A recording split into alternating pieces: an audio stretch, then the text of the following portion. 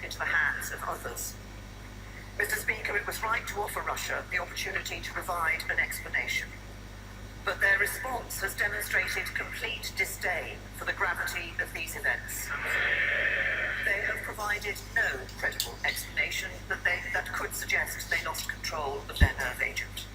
No explanation as to how this agent came to be used in the United Kingdom.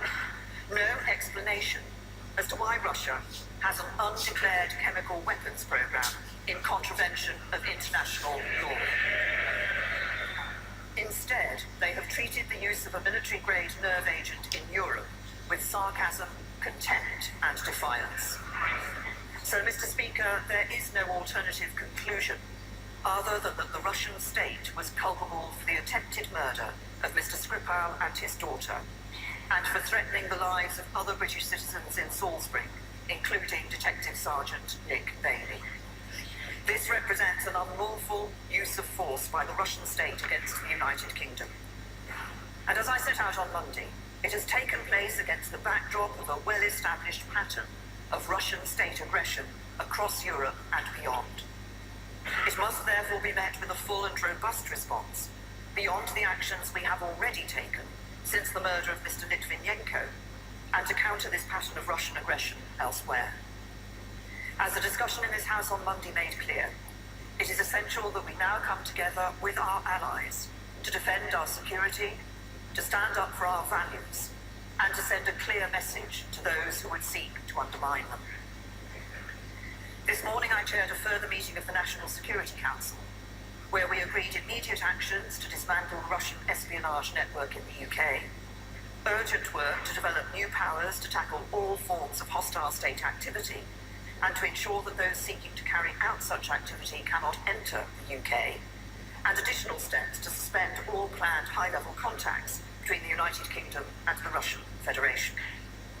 Let me start with the immediate actions. Mr. Speaker, the House will recall that following the murder of Mr. Litvinenko, the UK expelled 4 diplomats.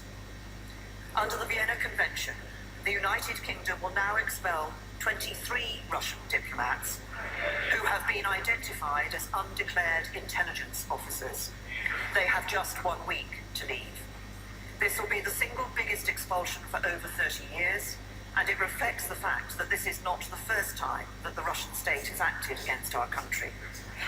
Through these expulsions, we will fundamentally degrade Russian intelligence capability in the UK for years to come. And if they seek to rebuild it, we will prevent them from doing so.